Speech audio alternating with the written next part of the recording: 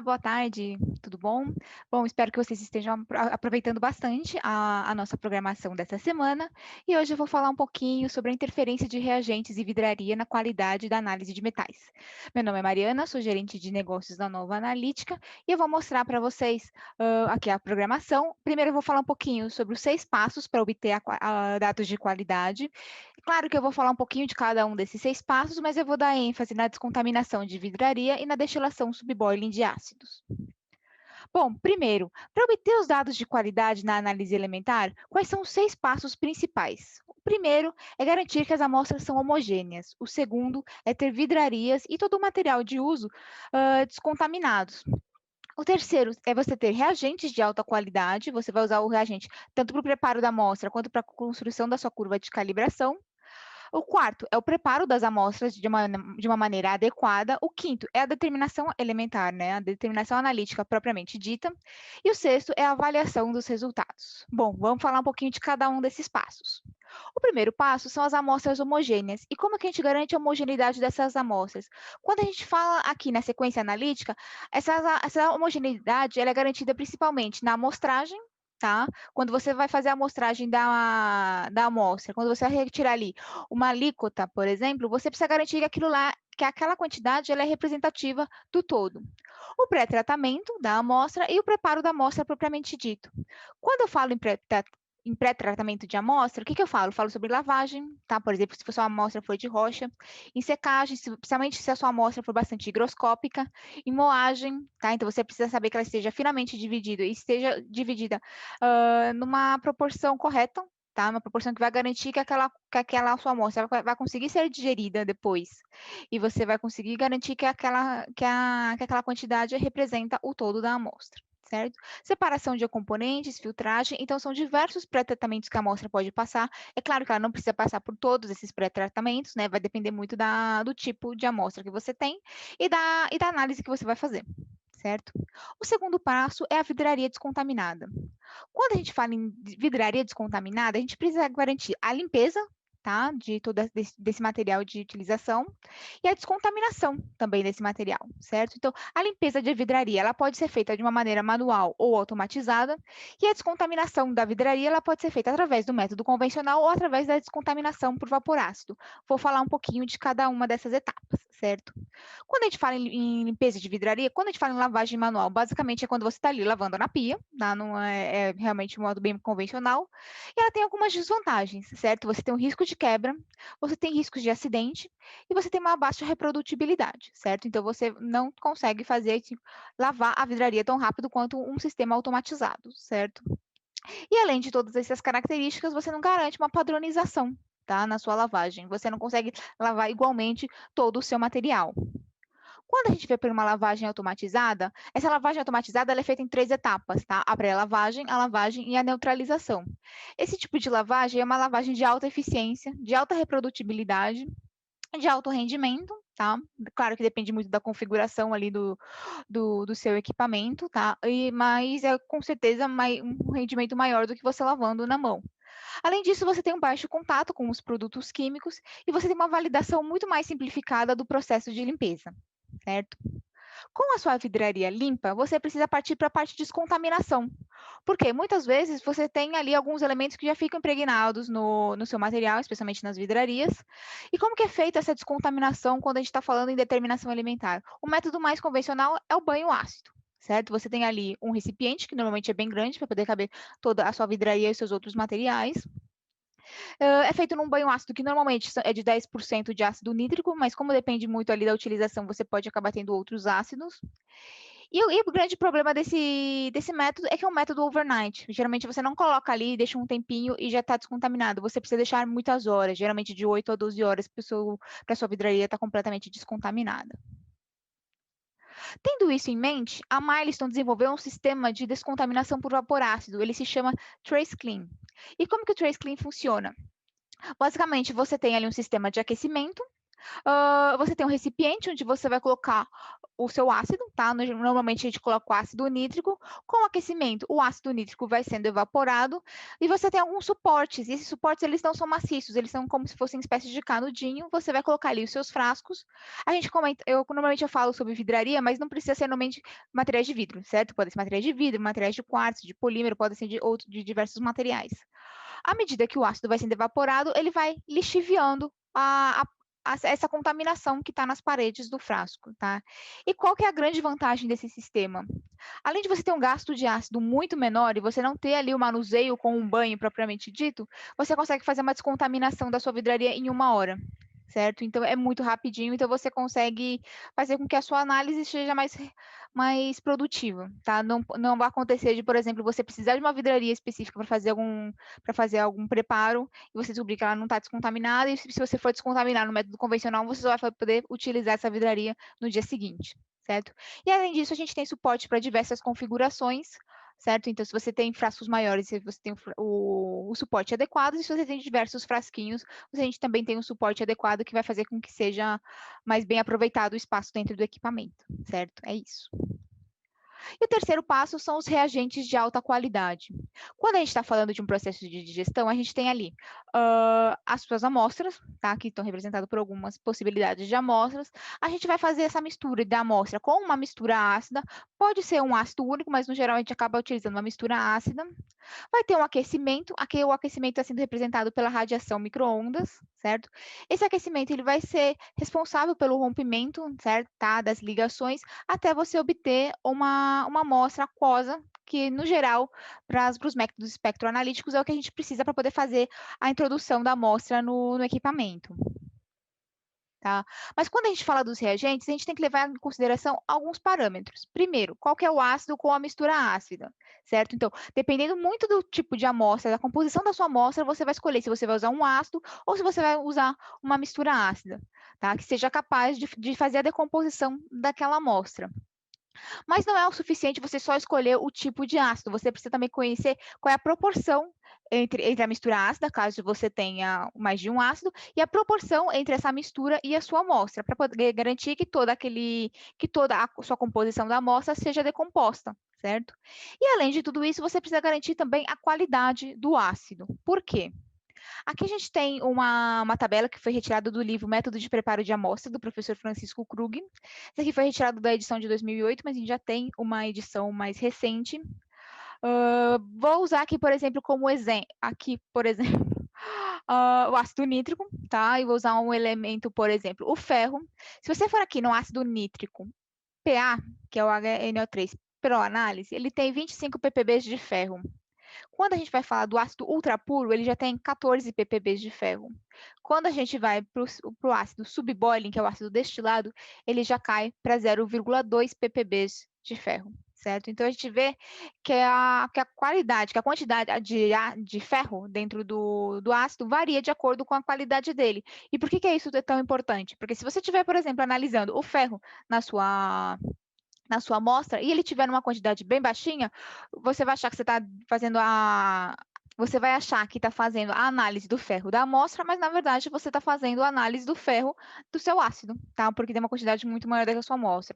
Por isso que você tem que tomar bastante cuidado. E como é que funciona essa destilação subboiling? Qual é a diferença para uma destilação convencional? Quando a gente está na destilação convencional, a gente tem ali uma placa de aquecimento, tá? E você tem um aquecimento vigoroso, tá? Então vamos imaginar ali a água fervendo no seu fogão na cozinha, certo? A água vai ferver, então você tem um movimento vigoroso, você consegue ver as bolhas e ela vai começar a evaporar. E qual que é o problema? Você vai ter algumas partículas que vão ser realmente partículas limpas que vão sendo evaporadas. Mas você também tem ali, por conta desse aquecimento mais agressivo, você vai também ter partículas espalhadas no ar, que são partículas contaminadas, tá? Então, a partícula contaminada, ela acaba contaminando as partículas descontaminadas, tá? Então, o que a gente precisa para fazer uma destilação?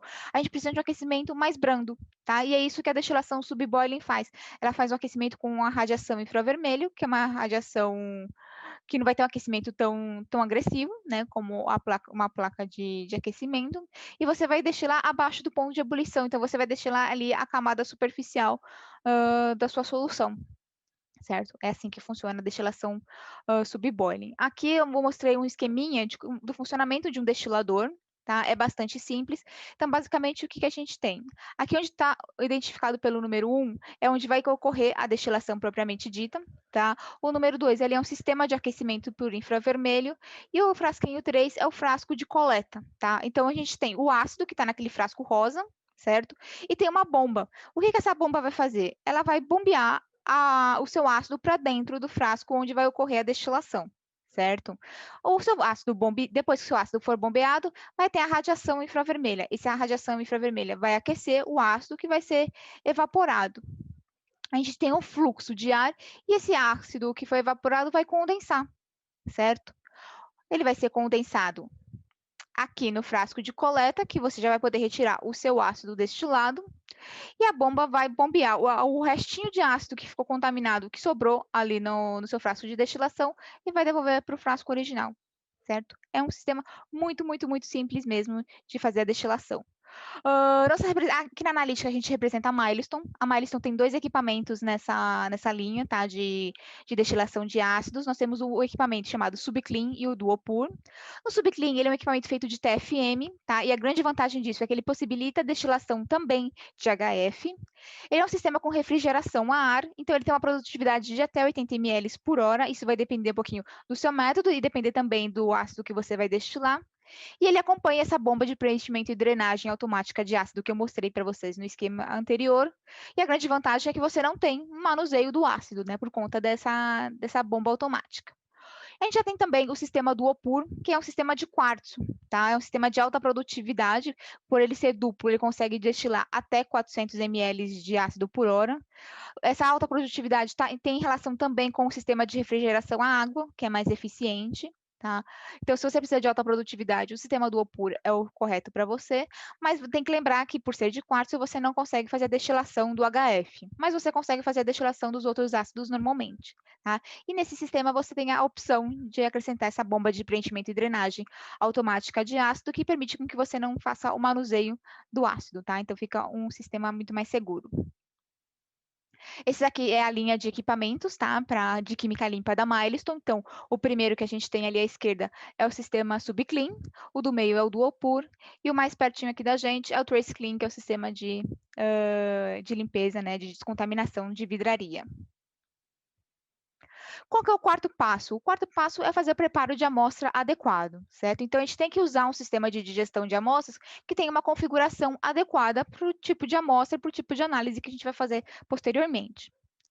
A Milestone tem aqui um portfólio completo de digestão de amostras. A gente vai desde o Ethos Clean, que é o sistema mais simples de digestão, até o Ultraclave, que é o mais avançado, tá? Então, a gente tem a linha Ethos, que é o que eu vou mostrar para vocês, porque é a linha mais usada, que é a linha de tecnologia de rotor, e a gente tem a tecnologia Ultrawave e Ultraclave também, que é a tecnologia de Single Reaction Chamber, que é a câmera de reação única, tá? Que é uma tecnologia um pouco mais avançada de digestão.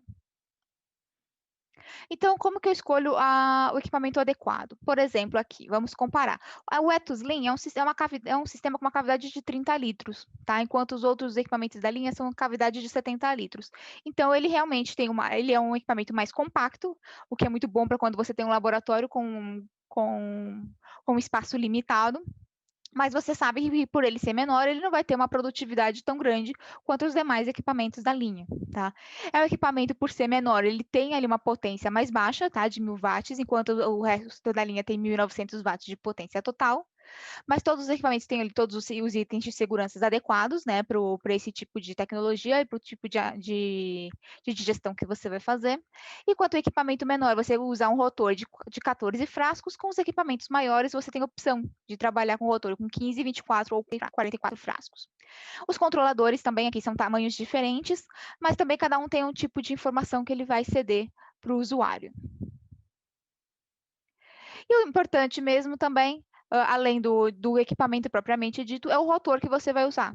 Aqui, por exemplo, as configurações que eu falo aqui para o Maxi 44 são as mesmas do Maxi 14, só que com uma produtividade mais baixa, tá? Então, esse aqui é o de alta produtividade. Ele é feito de 44 frascos de TFM PTFE, isso é muito importante, porque esse é um polímero de alta pureza, tá? E de alta durabilidade. Esses frascos, eles possuem 100 ml, tá? De volume total. Ele pode trabalhar até 35 bar.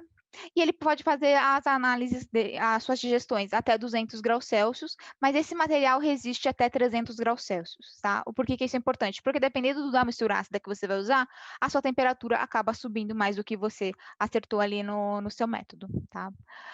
O Maxi 24HP é um rotor intermediário entre a alta produtividade e um rotor de alta pressão, tá? Então ele é um rotor de alta performance, vai combinar as principais características de cada um dos rotores das pontas.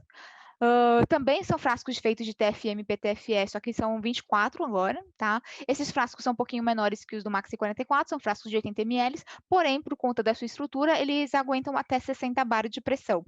Aqui nessa metodologia, a gente consegue trabalhar até 220 graus Celsius, certo? Mas o frasco aguenta até 300 graus, que é o mesmo material tal de TFM e PTFE. E quando a gente vai para um rotor chamado SK15, que é um rotor de alta pressão, agora nós estamos falando de um rotor com 15 posições, com 100 ml de volume, e ele já aguenta 100 bar, certo? Então, qual é a grande vantagem dele? Você pode trabalhar, se a sua amostra for uma amostra de fácil digestão, você pode trabalhar com amostras com uma maior quantidade, tá? Ou então, por você conseguir trabalhar com pressões mais altas, vocês conseguem trabalhar também com amostras que vão requerer uma pressão maior, tá? E temperaturas mais altas para digestão. Aqui a gente já consegue trabalhar até 240 graus e a mesma informação para os 300 graus de temperatura máxima. E o quinto passo é escolher a determinação elementar. Sim, essa aqui é o grande X da questão, tá? Então, você vai querer fazer a sua análise elementar, mas você precisa escolher a técnica adequada, tá? Então, aqui a gente tem uma tabelinha que a gente faz a comparação entre as técnicas de absorção atômica, que é o FAAS, que é o chama, o GFAAS, que é o frono de grafite, as técnicas de CP ótico e de CPMS, certo? Então, você consegue ver ali quanto você gastaria de amostra, tá? Então, se você tiver uma amostra limitada, isso pode ser um fator limitante.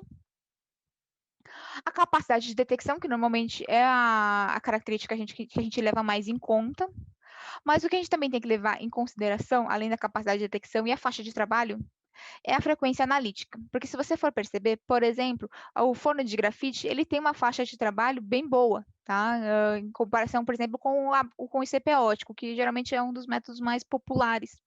Mas quando você compara a frequência analítica de um forno de grafite e a frequência analítica de um CP ótico, pela técnica de absorção atômica ser uma técnica monoelementar, ela acaba demorando mais tempo, certo? Então, às vezes, o forno de grafite atenderia completamente às suas necessidades em questão de capacidade de detecção e faixa de trabalho, porém, você demoraria muito tempo para fazer análise da quantidade de amostras que você tem. Tá? Então, são esses 4 parâmetros que você tem que levar em consideração quando a gente vai escolher qual é a técnica elementar que vai ser utilizada, certo?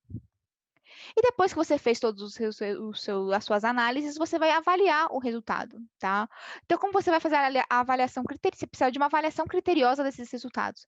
Você vai avaliar ali a faixa de concentração, a faixa de trabalho, pode avaliar interferentes, tá? São diversos parâmetros que você vai avaliar, como você vai avaliar os seus resultados, e você também pode aplicar técnicas de quimiometria, que é uma avaliação estatística dos resultados. Bom, falando em técnicas de quimiometria, eu indico fortemente aqui o canal do professor Edenir Pereira Filho, da UFSCar. Ele tem um canal no YouTube muito legal sobre quimiometria, então quem tiver interesse, entra no YouTube e procura ali, professor Edenir Pereira Filho, que você encontra o canal dele, que é realmente muito legal sobre quimiometria. Bom, a Milestone desenvolveu, junto com o professor Joaquim Nóbrega, da UFSCar, um livro chamado Think Blank, tá? Que ele fala tudo sobre você ter esses dados de qualidade, sobre você garantir um branco analítico de excelência para você garantir dados de qualidade.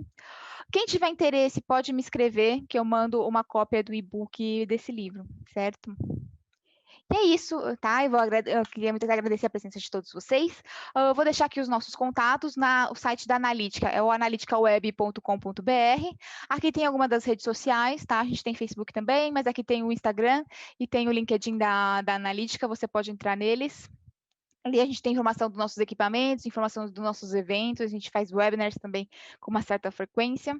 Então, se você tiver qualquer dúvida, pode entrar em contato com a gente.